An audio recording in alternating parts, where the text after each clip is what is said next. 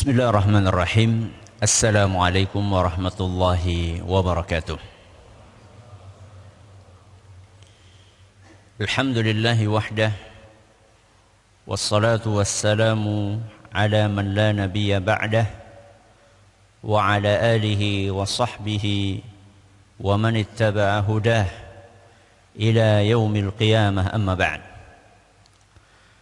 Kita panjatkan puja dan syukur kehadirat Allah Subhanahu wa ta'ala pada kesempatan malam yang berbahagia kali ini, tanggal 28 Rabiul Awal 1443 Hijriah, atau yang bertepatan dengan tanggal 3 November 2021. Kita masih kembali diberi kekuatan, kesehatan, hidayah serta taufik dari Allah Jalla wa'ala, sehingga kita bisa kembali menghadiri pengajian rutin tafsir Al-Quran di Masjid Agung Darussalam Purbalingga.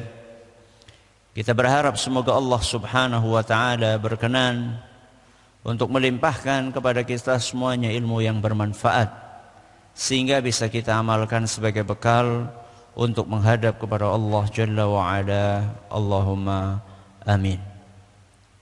Salawat dan salam semoga senantiasa tercurahkan kepada junjungan kita Nabi Agung Muhammad sallallahu alaihi wasallam, kepada keluarganya, sahabatnya dan umatnya yang setia mengikuti tuntunannya hingga di akhir nanti.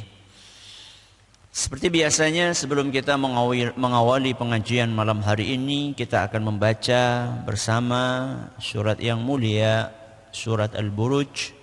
Semoga Allah Subhanahu wa ta'ala memberkahi dan merahmati majelis kita. A'udzu billahi minasy syaithanir rajim.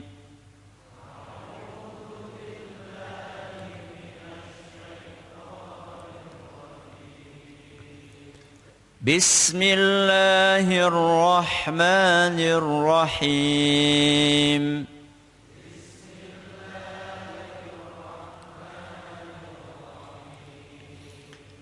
وَالسَّمَاءِ ذَاتِ الْبُرُوجِ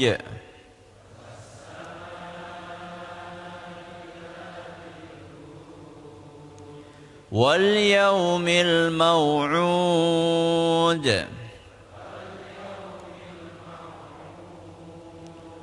وَشَاهِدٍ وَمَشْهُودٍ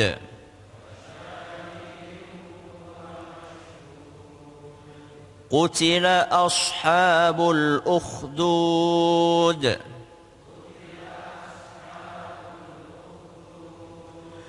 النار ذات الوقود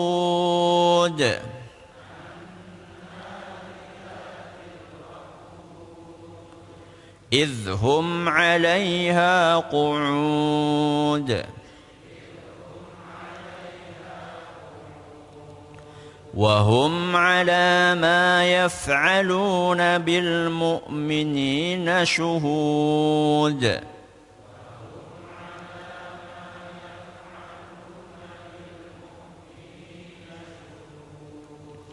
وما نقموا منهم إلا أن يؤمنوا بالله العزيز الحميد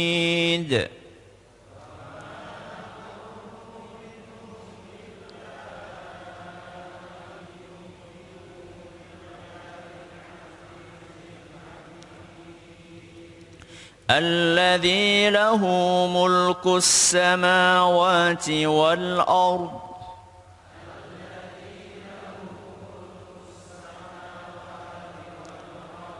والله على كل شيء شهيد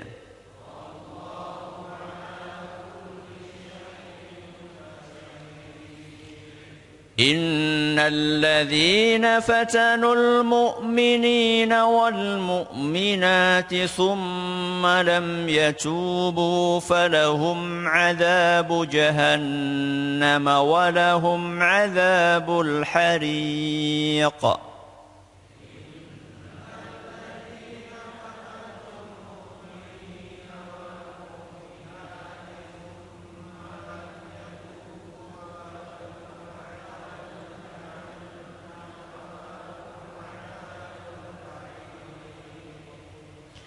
Innal ladzina amanu wa 'amilus solihati lahum jannatun tajri min tahtihal anhar.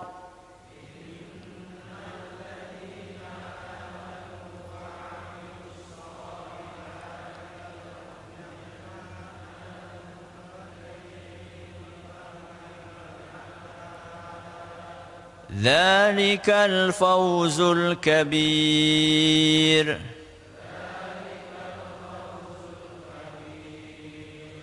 Inna batsha rabbika lasyadid.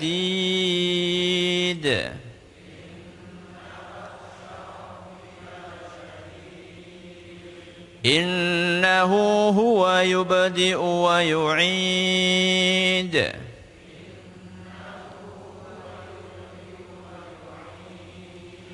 Wa huwal ghafurul wadud. Dzul 'arsyil majid. Fa'alun lima yurid. Hal ataka hadithul junud.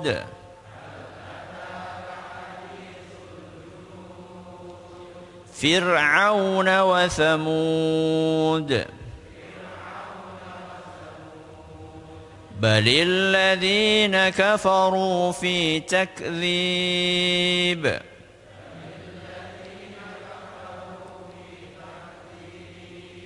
Wallahu min waraihim muhit.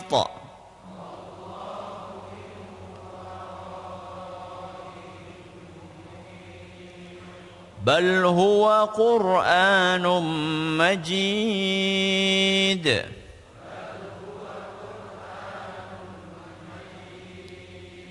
Fi lawhim mahfuz.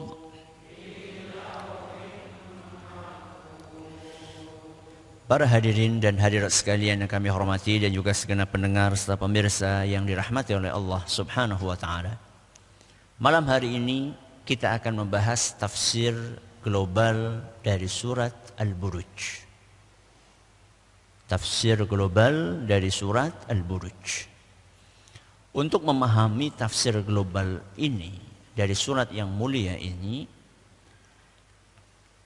kita perlu memahami bahwa surat ini adalah surat Makkiyah.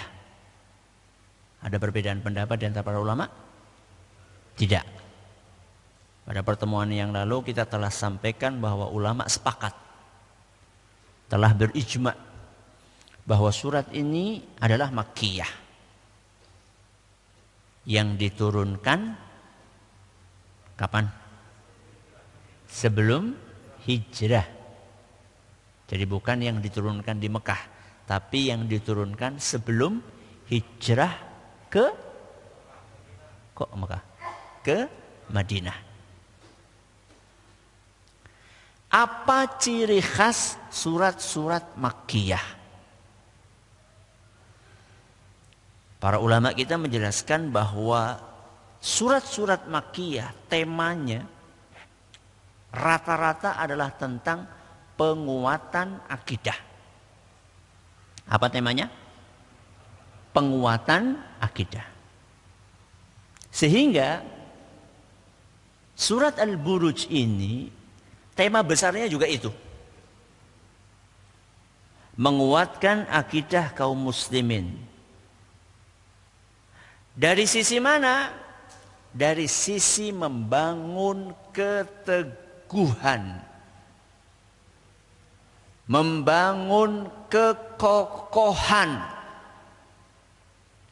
membangun kesabaran dalam berpegang dengan prinsip-prinsip dasar Islam.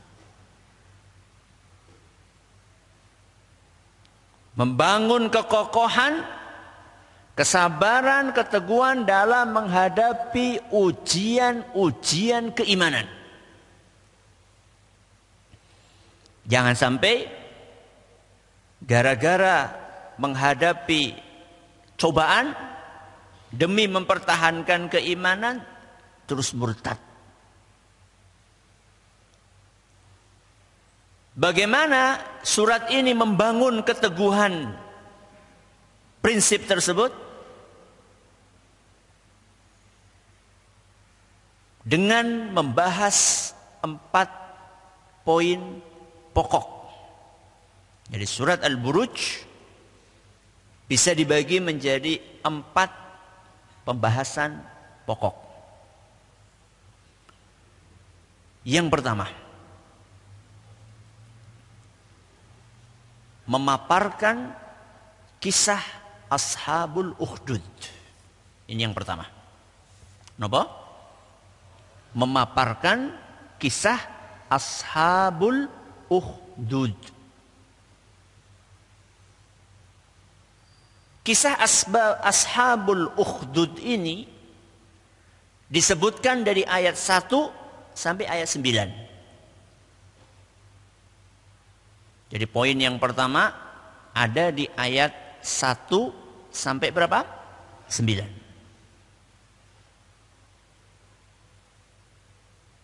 Saya tidak akan cerita tentang detail kisah Ashabul Ukhdud, karena sekarang kita sedang membahas tafsir global. Tapi yang menarik di sini, sebelum Allah Subhanahu wa taala menceritakan tentang pengorbanan Ashabul Ukhdud, orang-orang yang dilemparkan kemana?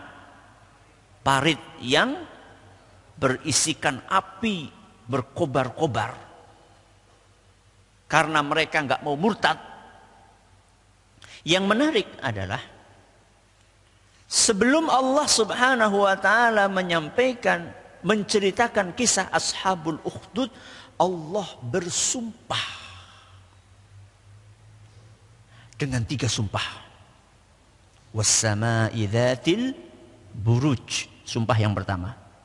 Terus wal yaumil mau'ud, sumpah yang kedua. Wasyahidin wa mashhud, sumpah yang ketiga. Baru kemudian Allah cerita qutila ashabul ukhdud.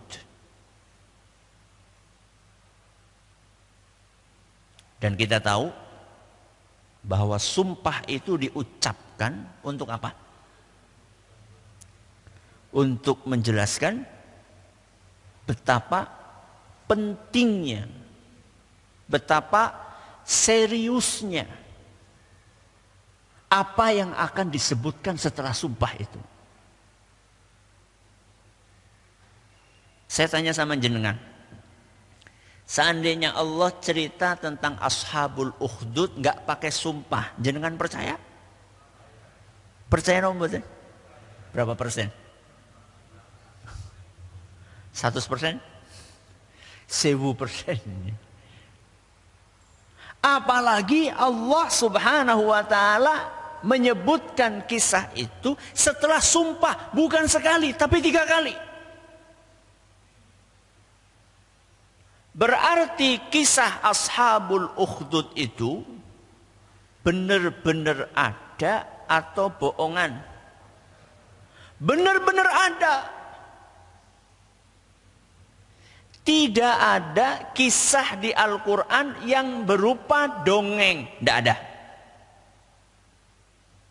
Dongeng gue ya kancil, nyolong timun gue dongeng jenengan deh.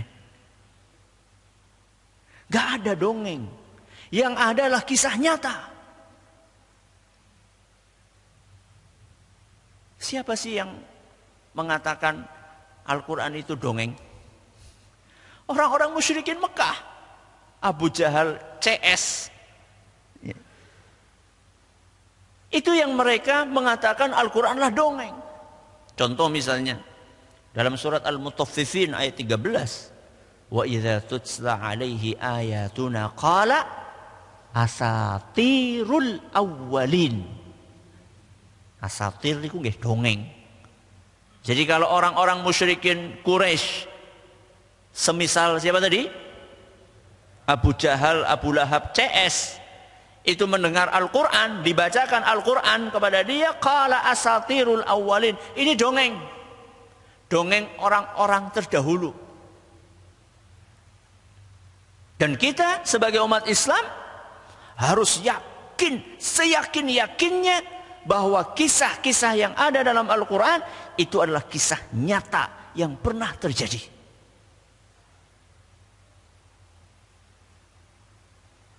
Kenapa Allah cerita Ashabul Ukhdud? Untuk menggambarkan pengorbanan dan perjuangan dalam mempertahankan prinsip keimanan. Jadi ada misinya. Setiap kisah yang dibawakan di dalam Al-Quran punya misi. Bukan sekedar kisah pengantar apa? Pengantar apa? Tidur enggak? Walaupun boleh juga cerita Ashabul Ukhdud sebelum apa? Tidur, enggak apa-apa. Tapi misi dari kisah-kisah yang ada dalam Al-Quran bukan itu. Kisah Ashabul Ukhdud ini misinya adalah untuk menceritakan, menggambarkan salah satu potret pengorbanan. Nyawa bahkan. Untuk mempertahankan keimanan. Sehingga potret ini bisa dijadikan sebagai contoh dan suri toladan untuk kaum mukminin di zaman Nabi SAW sampai akhir zaman. Bahwa prinsip keimanan itu membutuhkan apa? Pengorbanan. Ini adalah poin yang pertama. Apa tadi? Memaparkan kisah Ashabul Ukhdud. Untuk apa? Untuk menggambarkan pengorbanan dan perjuangan dalam mempertahankan prinsip apa? Keimanan. Ayat pinten tadi? 1 sampai 9. Baik. Kita pindah poin yang kedua. Apa kandungan surat Al-Buruj? Yang kedua, memadukan antara ancaman dan janji manis. Perpaduan antara ancaman dan janji manis. Ancaman untuk siapa? Janji manis untuk siapa? Ancaman bagi orang-orang kafir yang berupaya memurtadkan orang Islam. Buat siapa ancamannya? Orang-orang kafir yang berupaya memurtadkan orang Islam. Dan janji manis bagi kaum mukminin yang sabar dan kokoh mempertahankan keimanannya. Untuk siapa janji manisnya? Kaum mukminin yang sabar dan kokoh mempertahankan keimanannya. Di ayat keberapa Allah menyebutkan poin yang kedua ini? Di dalam ayat yang ke-10 dan ke-11. Berapa ayat berarti? 2 ayat.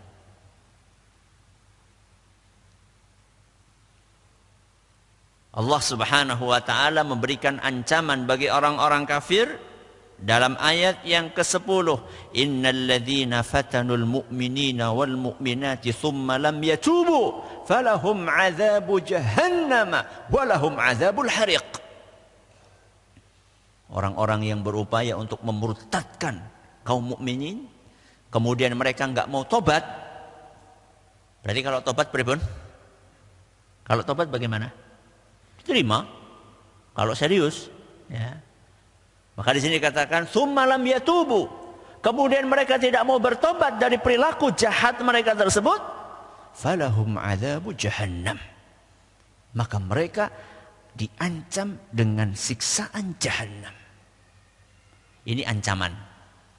Yang kedua apa tadi? Janji manis. Janji manis buat siapa? Buat orang-orang yang mau bertahan di dalam prinsip keimanan. Ayat selanjutnya, ayat 11. Innal ladzina amanu wa 'amilus solihati lahum jannatun tajri min tahtihal anhar dzalikal fawzul kabir. Fauz, kesuksesan, kemenangan yang terbesar adalah ketika kita meraih ridha Allah Subhanahu wa taala dan dimasukkan ke dalam surga.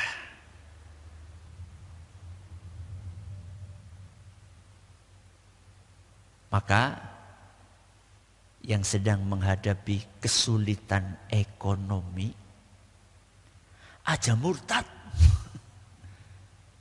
Aja napa? Murtad. Sing ekonomi enak pripun? Apa maning? Yang ekonominya susah saja jangan murtad, apalagi yang ekonominya nyaman. Sungguh orang yang bertahan di dalam keimanannya, sesusah apapun kehidupannya, saat dia dimasukkan ke dalam surga Allah Subhanahu wa taala, maka seluruh kesulitan itu akan hilang. Tidak berbekas sedikit pun. Rasulullah SAW cerita dalam hadis yang diriwayatkan oleh Imam Ibnu Majah.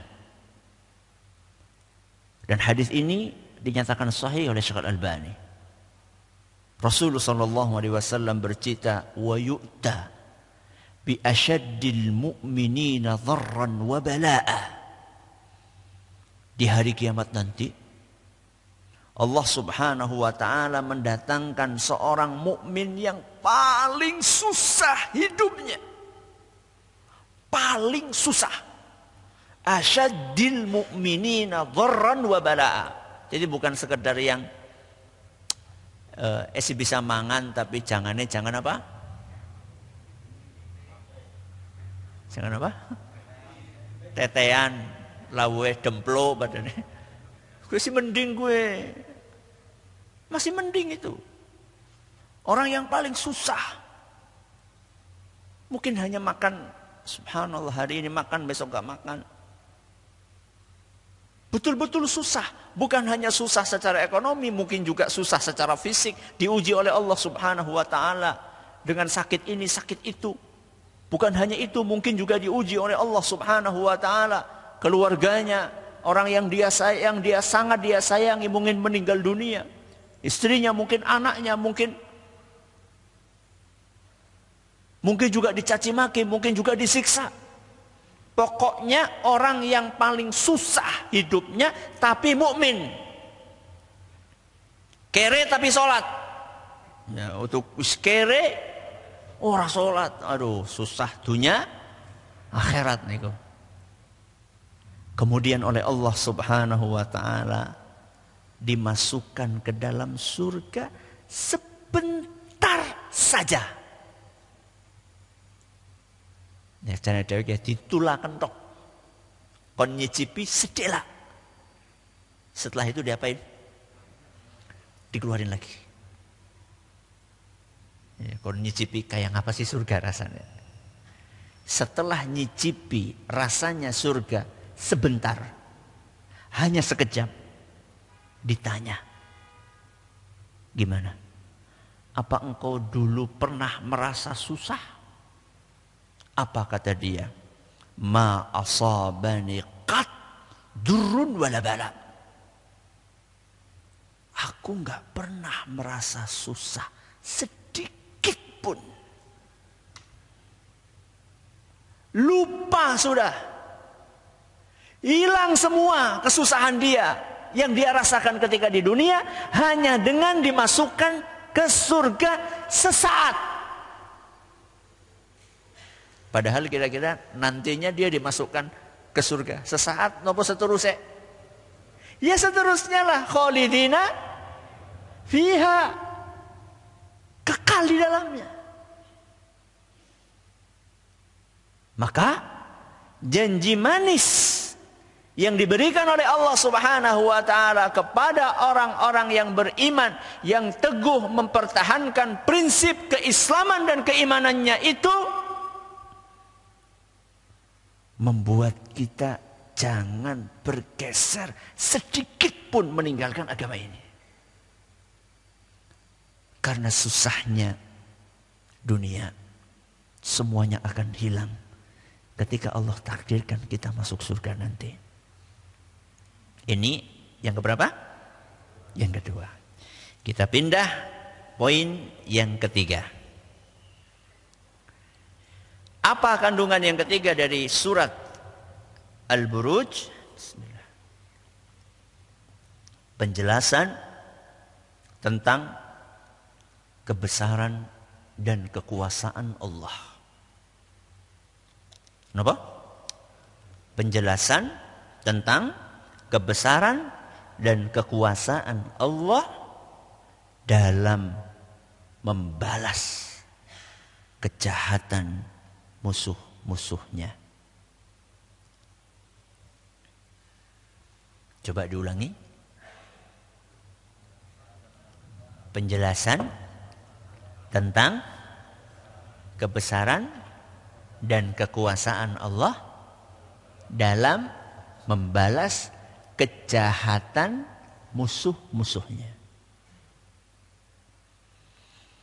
Allah gambarkan itu di ayat 12 sampai 20. Ayat pinten? 12 sampai 20. Inna batsha rabbika lasyadid. Innahu huwa yubdi'u wa yu'id. Wa huwal ghafurul wadud. Dzul 'arsyil majid. Fa'alul lima yurid. Hal ataka hadithul junud Fir'auna wa Thamud balil ladzina kafaru fi takdzib wallahu min waraihim muhit. Ayat berapa tadi? 12 sampai 20. Ada nama yang di situ jenengan sering dengar. Siapa? Fir'auna wa Thamud. Jadi Allah Subhanahu wa taala mengingatkan musuh-musuhnya mulai dari zamannya musyrikin Quraisy sampai akhir zaman, bahwa Allah itu mampu untuk membalas kejahatan kalian sebagaimana dahulu Allah mampu membalas kejahatannya siapa tadi? Fir'aun dan Thamud. Dan kita sudah pernah membahas kisahnya Thamud dalam tafsir surat Al-Fajr. Wa Thamud alladzina jabu as-sakhra bil wad. Salah satu kehebatannya kaum Thamud itu adalah bikin rumah di mana? Di gunung. Belum ada bekho. Ya. Belum ada kren. Belum ada alat-alat berat. Pakai apa? Pakai apa? Pakai tangan. Gunungnya dur-dur berarti pada disunggi Yo ora pancen wonge dhuwur-dhuwur, orangnya tuh tinggi-tinggi. Kalau yang pernah ngelihat gambar ya, mungkin suatu saat jenengan perlu searching ya, peninggalan kaum apa? Samud. Jenengan bisa lihat tinggi-tinggi rumah. Gunung kok di apa? Dipahat. Kuwi pahatnya kayak ngapa? Palune kayak ngapa itu? Maksud saya, orang-orang sebesar itu, seseterek itu, ternyata hancur lebur oleh Allah Subhanahu wa taala. Apa menika nyong karo jenengan? Juara body apa? Body apa? Sing kae lho. Body apa jenenge? Bodybuilding. Ya. Sing juara siji kuwi jan kurdi nang kaum Samud kuwi kurdi apa? Anggo jentik pe wis kontal jan. Ya. Gak ada apa-apanya. Sehingga jangan pernah kita merasa aman. Musuh-musuh Allah jangan pernah merasa aman ketika mereka berbuat jahat kepada kaum mukminin. Jangan merasa aman karena punya backingan dari kekuasaan yang ada, kemudian lantas bisa sembarangan ngomong merendahkan ajaran Islam. Apalagi sudah tua, wis perak apa? Pacule. Kudune tobat. Kok malah merendahkan ajaran Islam. Na'udzubillahi min dzalik. Ini poin yang keberapa? 3. Poin yang terakhir adalah penegasan tentang kemuliaan Al-Quran. Penegasan tentang kemuliaan Al-Quran.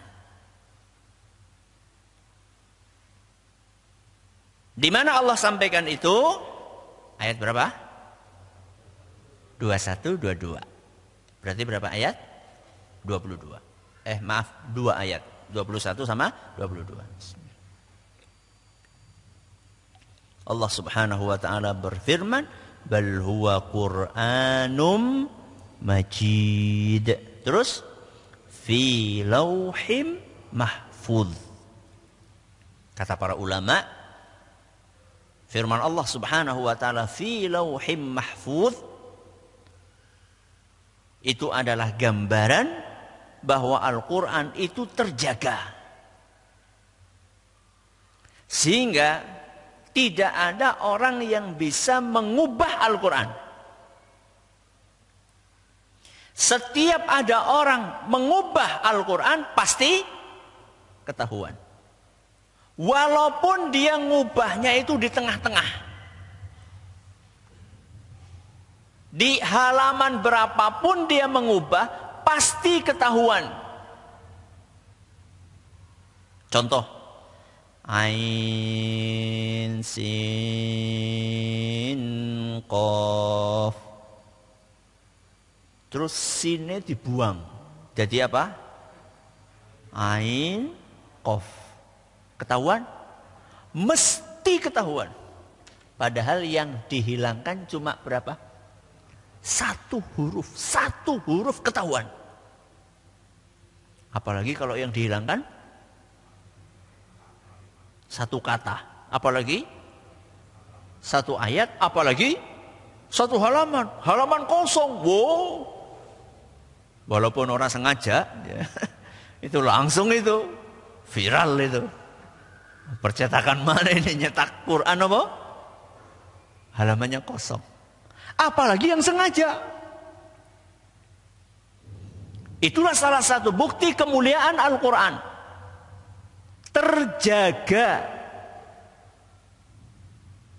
Terjaga tulisannya, terjaga kandungannya.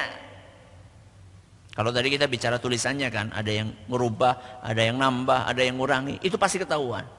Termasuk kalau ada orang ingin merusak kandungan Al-Quran. Pripun niku merusak kandungan Al-Quran? Semaunya sendiri menafsirkan Al-Quran.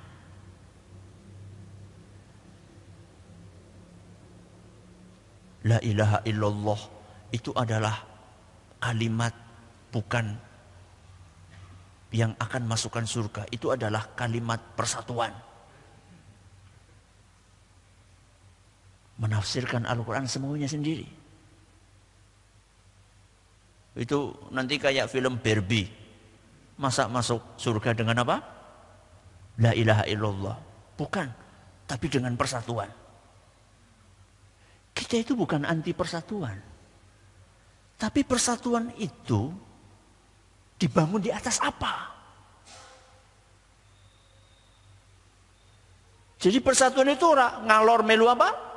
Ngalor, ngidul melu, ngidul, nyemplung sumur, melu nyemplung sumur. Bukan seperti itu persatuan. Persatuan itu dibangun di atas prinsip yang kokoh.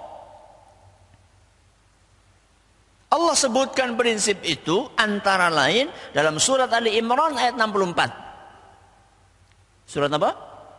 Ali Imran ayat 64. Allah berfirman, "Ya qul ya ahlal kitab." Lihat. Qul wahai Muhammad, ucapkan ya ahlal kitab, wahai ahlul kitab, ta'alau, ayo ke sini ila kalimatin sawa. Ayo ke sini kita berpegang dengan satu kalimat yang kita sepakati bersama. Ayo bersatu. Ini ajakan dari Al-Quran. Jadi kita bukan alergi dengan persatuan. Tapi persatuan itu dibangun di atas apa? Di atas kalimatin sawa. Di atas satu prinsip yang kita sepakati bersama. Prinsip yang dibawa oleh seluruh nabi mulai dari zaman Nabi Adam sampai Nabi Muhammad SAW. Prinsip yang dibawa oleh seluruh rasul mulai dari Nabi Nuh sampai Nabi kita Muhammad SAW. Prinsip semua nabi dan rasul sama. Apa itu? Alla na'budu illallah wa la nusyrika bihi syai'a. Prinsip yang kita sepakati adalah jangan menyembah kecuali Allah saja. Tauhid. Dan jangan menyekutukan Allah dengan sesuatu apapun. Dan itulah kandungan la ilaha illallah. Jangan dimanipulasi maknanya. Setiap orang yang berupaya untuk menyelewengkan makna Al-Quran, pasti akan bermunculan para ulama, para ustadz, para mubaligh, para kiai yang membongkar penyimpangan tersebut. Fi lauhim mahfuz. Dijaga oleh Allah Subhanahu wa taala. Apa yang dijaga tadi? Tulisannya dan apa? Kandungannya. Dan masih banyak yang lainnya. Islam enggak sempurna. Masya Allah. Yang sempurna itu tugas Nabi SAW. Tugas Nabi itu apa? Menyampaikan Islam. Wong ayatnya jelas. Al-yawma akmaltu lakum dinakum. Hari ini aku sempurnakan untuk kalian agama kalian. Genahe kurang apa jajan? Agama ini sudah sempurna. Kok sekarang ada orang datang ngutak-ngatik Islam belum sempurna. Gak ada yang sempurna di muka bumi ini. Islam itu diturunkan oleh Allah sebagai agama penutup seluruh agama. Rasulullah SAW diutus sebagai Rasul penutup seluruh Rasul. Sehingga wajar seandainya agama yang beliau bawa adalah agama yang sempurna. Dan ayatnya sangat jelas. Ini yang keberapa? 4. Baik, kita ulangi. Tafsir global surat Al-Buruj. Apa yang pertama? Pemaparan kisah Ashabul Ukhdud. Untuk apa? Untuk menggambarkan pengorbanan dan perjuangan mempertahankan prinsip keimanan. Ayat berapa? 1 sampai 9. Poin yang kedua apa? Perpaduan antara ancaman dengan janji manis. Ancaman buat siapa? Orang-orang kafir yang berusaha memurtadkan kaum mukminin. Janji manis buat siapa? Kaum mukminin yang teguh berpegang dengan prinsip keimanannya. Dalam ayat berapa? 10 dan 11. Poin yang ketiga, apa tadi? Penjelasan tentang kebesaran dan kekuasaan Allah dalam membalas kejahatan musuh-musuhnya. Ayat berapa? 12 sampai 20. Poin yang terakhir, nopo? Penegasan tentang kemuliaan Al-Quran. Terjaga apanya? Tulisannya dan kandungannya. Ayat berapa? 21 sampai 22. Itulah tafsir global surat Al-Buruj. Pada pertemuan berikutnya kita akan mulai membahas secara rinci dengan izin Allah ayat per ayat. Mudah-mudahan bermanfaat. Terima kasih atas perhatiannya. Mohon atas segala kurangannya. Kita akhiri dengan doa kafaratul majlis. Subhanakallahumma wa bihamdika asyhadu an la ilaha illa anta astaghfiruka wa atubu ilaik. Assalamualaikum warahmatullahi wabarakatuh.